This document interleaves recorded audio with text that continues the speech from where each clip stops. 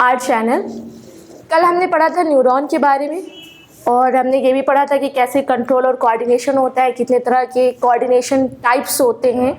आज हम पढ़ेंगे कि कैसे जो इम्पल्स का कंडक्शन हो रहा है, इलेक्ट्रिक इम्पल्स का कंडक्शन कैसे हो रहा है, मतलब एक न्यूरॉन से दूसरे न्यूरॉन तक ये इम्पल्सेस कैसे जा रहे हैं। तो आपने एक्सॉन के बारे में पढ़ा था। तो एक्सॉन क्या करता है, इलेक्ट्रिक इम्पल्सेस को साइटोन से लेकर कहाँ तक पहुँचाता है, दूसरे न्यूरॉन तक पहुँचाएगा।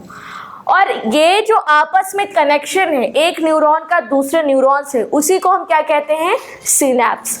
यानी कि एक्सॉन क्या करता है, इलेक्ट्रिक इम्पल्सेस को या इम्पल्स को कंडक्ट करता है from one neuron to synapse. अब सिनैप्स क्या है, अब देखिए ये न्यूरॉन आप देख रहे हैं, सबको पता है कि न्यूरॉन किस पे टर्मिनेट होता है, एक नॉब लाइक स्ट्रक्चर पर, जिसको हम क्या कहते हैं, सिनैप्टिक बटन्स कहते हैं। लेकिन यहाँ दूसरा न्यूरॉन जो आपका अटैच है वो किससे अटैच है, डेंड्राइट से। ठीक, तो इन दोनों का कनेक्शन यानी इस सिनैप्टिक बटन का और दूसरे न्यूरॉन के डेंड्राइट्स के बीच का जो कनेक्शन है उसको हम क्या कहते हैं, सिनैप्स कहते हैं। ठीक, तो junction between two neuron is called synapse. लेकिन अब हमने आपको कल ये भी बताया था, न्यूरोट्रांसमीटर के बारे में बताया था कि इस नॉब लाइक स्ट्रक्चर में हमारा क्या फील्ड होता है, एक केमिकल सब्सटेंस होता है जिसको हम क्या कहते हैं, न्यूरोट्रांसमीटर कहते हैं। ठीक, तो जितना भी इम्पल्स है जो यहाँ से जंप कर कर के जा रहा है, तो दूसरे न्यूरॉन तक वो किस के थ्रू पहुंचेगा, न्यूरोट्रांसमीटर केमिकल के थ्रू पहुंचेगा। लेकिन एक बात यहाँ पर जाननी है कि इन दोनों के बीच में आपको थोड़ी सी गैपिंग दिखाई दे रही होगी। मैंने बिल्कुल कनेक्ट करके अटैच नहीं किया, मतलब बिल्कुल उसको चिपका नहीं दिया है या अटैच नहीं किया है, उस डायग्राम को मैंने थोड़ी सी गैपिंग छोड़ दी है। क्यों, क्योंकि केमिकल है। जस्ट सपोज कि आपने एक स्टेम ली और उसको जब आप काटते हैं तो वो बहता हुआ नीचे तक चला ही जाता है। तो उसी तरीके से यहाँ पर ये केमिकल है। मान लीजिए जैसे पानी गिरा ना, तो पानी जब गिरता है तो पर्टिकुलर एक एरिया पे नहीं होता है, वो फैल जाता है ना, या कुछ दूर तक जाकर उसके बाद रुकता है जब वो पूरा सरफेस एरिया कवर कर लेता है। तो यहाँ पर ये केमिकल है, केमिकल अपना इस तरीके से इम्पल्स भेजेगा कि उसको बहुत ज़्यादा कनेक्शन की ज़रूरत नहीं होती। तो केमिकल है, केमिकल के थ्रू वो इम्पल्स एक न्यूरॉन से दूसरे न्यूरॉन तक पहुंच जाएगा। ठीक, अब ये केमिकल कौन कौन से हो सकते हैं, एसिटाइल कोलिन हो सकता है, कैटचोलामीन हो सकता है, ग्लाइसिन हो सकता है, हिस्टामीन हो सकता है, और भी बहुत सारे हो सकते हैं। जो बहुत मेन इंपॉर्टेंट क्वेश्चन पूछा जाता है कि न्यूरोट्रांसमीटर का नाम बताइए, तो आप उसमें एसिटाइल कोलिन या कैटचोलामीन का नाम लिख सकते हैं। ठीक, तो ये सब कुछ समझ में आ गया। अब देखिए दो चीजें पूछी जाती है कि what is synapse and what is synaptic cleft. दो न्यूरॉन के बीच में जो थोड़ी सी गैपिंग होती है, उनके कनेक्शन बिल्कुल अटैच नहीं होते हैं, उनको हम सिनैप्टिक क्लेफ्ट कहते हैं। लेकिन दो न्यूरॉन के बीच का कनेक्शन सिनैप्स कहलाएगा। ठीक, इज इट क्लियर। नेक्स्ट हम क्या पढ़ेंगे, नेक्स्ट हम पढ़ेंगे types of neuron. How many types, according to function there are 3 types, sensory, motor and mixed neuron. Mixed neuron is also known as interneuron और association neuron. अब sensory neuron क्या है, आप आइए,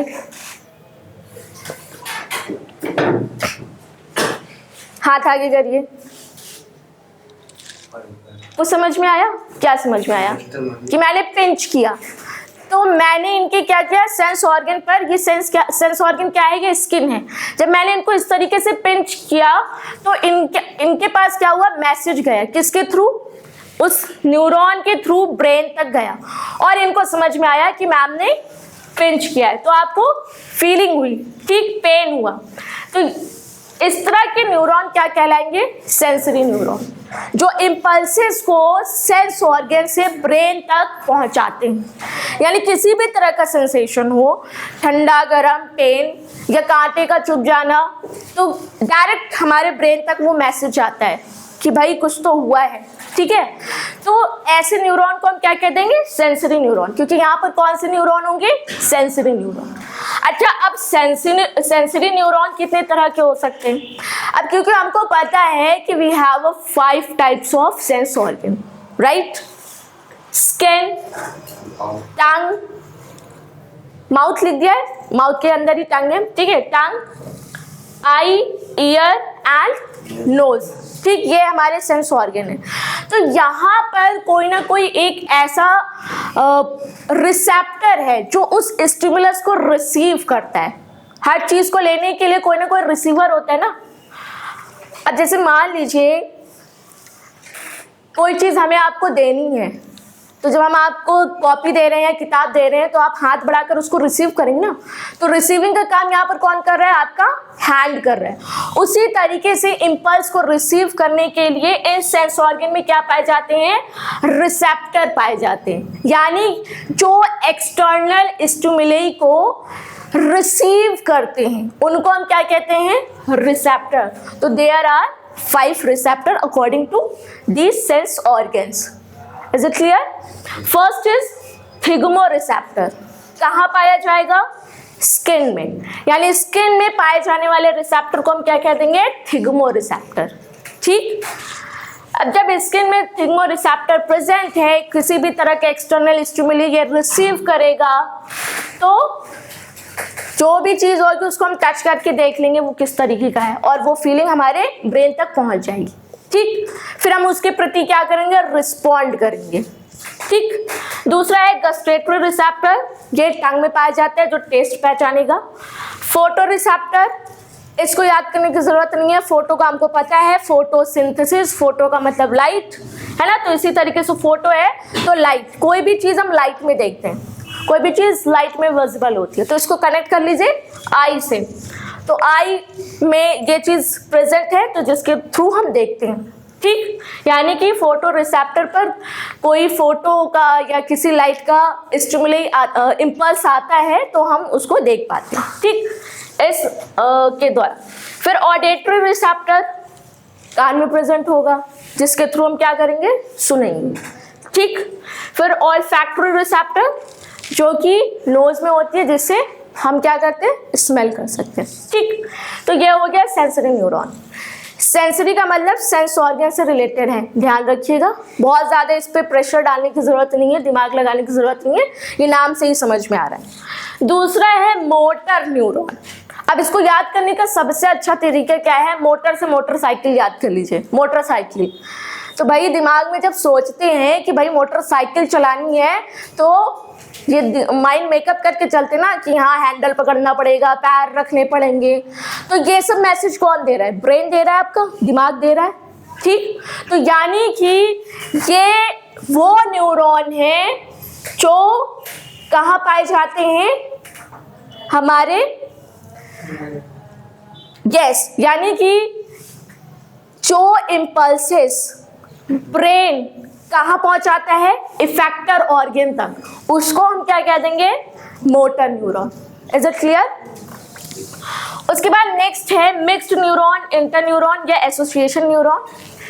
ये इन दोनों के बीच का लिंक होता है, ठीक, इस वजह से उसको हम क्या कह रहे हैं, मिक्स्ड न्यूरॉन, ठीक। Is it clear?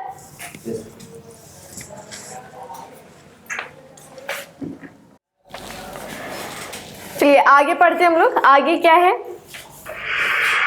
Types of neuron on the basis of structure. तो there are 3 types, unipolar, bipolar and multipolar. Unipolar में क्या होता है, देखिए साइटोन से एक प्रोसेस निकल रहा है which is divided into 2, one form axon and another form dendrite. यहाँ पर डेंड्राइट का देखिए एक प्रोसेस है, ठीक, यानी कि साइटोन से एक प्रोसेस निकल के ये 2 पार्ट्स में डिवाइड हो गया, that's why it is called unipolar neuron. अब बाइपोलर न्यूरॉन की बात करें तो बाइपोलर में क्या है, साइटोन 2 प्रोसेस दे रहा है, ठीक। यूनिपोलर की तरह बाद में जाकर डिवाइड नहीं हो रहा है, बल्कि अलग अलग जगह से 2 प्रोसेस दे रहा है। एक डेंड्रॉइड बना रहे हैं और दूसरा एक्सॉन बना रहे हैं, ठीक। अगर हम मल्टीपोलर न्यूरॉन की बात करें तो मल्टी, जैसा नाम से समझ में आ रहा है, मल्टीपल प्रोसेस। तो यहाँ पर देखिए बहुत सारे डेंड्राइट्स की आपको ब्रांचेस दिखेंगी, ठीक। और दूसरी तरफ एक्सॉन। Is it clear? तो यहाँ पर 3 टाइप हो गए। एक हो गया हमारा यूनिपोलर, बाइपोलर और तीसरा मल्टीपोलर। यूनि का मतलब हो गया एक प्रोसेस, बाई का मतलब हो गया 2 प्रोसेस और मल्टी का मतलब हो गया बहुत सारे प्रोसेस। Is it clear? तो आज के लिए इतना ही, बाकी नेक्स्ट टर्न पे पढ़ेंगे, ठीक है।